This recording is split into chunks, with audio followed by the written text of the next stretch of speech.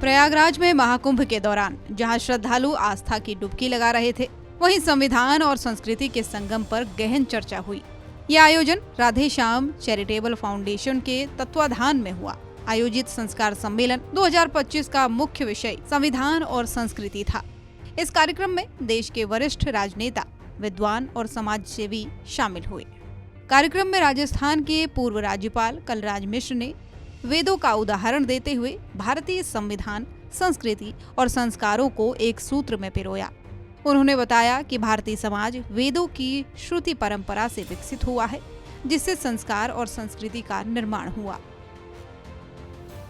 इस समय संविधान की बड़ी चर्चा चल रही है और मुझे ऐसा लग रहा है कि कुछ लोग योजनाबद्ध तरीके से देश के अंदर कुप्रचार कर रहे हैं कि संविधान बदल दिया जाएगा, संविधान से आरक्षण की व्यवस्था दी खत्म कर दी जाएगी, आदि आदि। मैं समझता हूं ये एक गलत कार्य हो रहा है। संविधान बदला नहीं जा सकता। सुप्रीम कोर्ट की भी इस संबंध में कई बार रूलिंग आई है, निर्णय भी आया है। संविधान के बेसिक फीचर नहीं आप बदल सकते। संविधान में संशोधन हो सकता है। 368 धारा लचर है, उसके माध्यम से संशोधन होते हैं। लेकिन संविधान को अगर मूल प्रकृति को बदलने की अगर कोशिश की जाती है तो उसके लिए दोनों सदनों में 2/3 से ज्यादा के बहुमत, आधे से अधिक विधानसभाओं का बहुमत, ये सारी जटिलताओं का सामना करना पड़ता है। राधेश्याम चैरिटेबल फाउंडेशन के फाउंडर सौरभ त्रिपाठी ने कहा कि भारत का संविधान किसी विशेष विचारधारा से प्रभावित नहीं है, बल्कि ये विश्व का अनूठा संविधान है। उन्होंने ये भी कहा कि संविधान पर कई बार हमले बोले गए, लेकिन इसकी आत्मा को कोई हिला नहीं सका। कार्यक्रम का जो नाम था वो है संस्कार सम्मेलन और विषय संविधान और संस्कृति।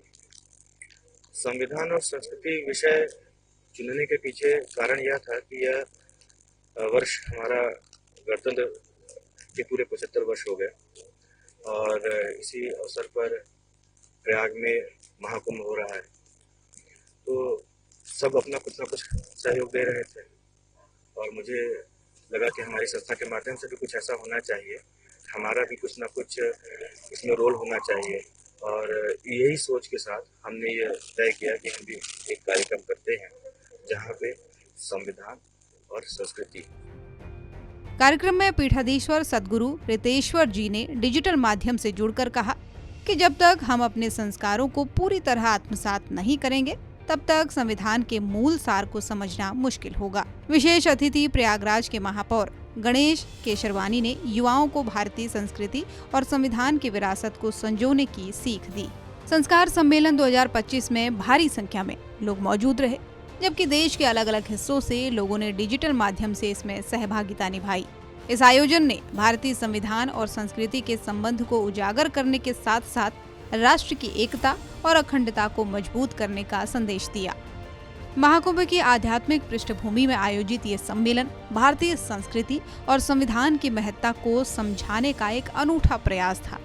वक्ताओं ने भारतीय संस्कृति की महानता और संविधान की शक्ति को उजागर करते हुए राष्ट्रहित में इसके संरक्षण की आवश्यकता पर बल दिया। इस आयोजन ने ये संदेश दिया कि भारतीय संस्कृति और संविधान एक दूसरे के पूरक हैं और हमें इन्हें सहेज कर आगे बढ़ना चाहिए। प्रयागराज से विवेक कश्यप की रिपोर्ट, सूर्य समाचार।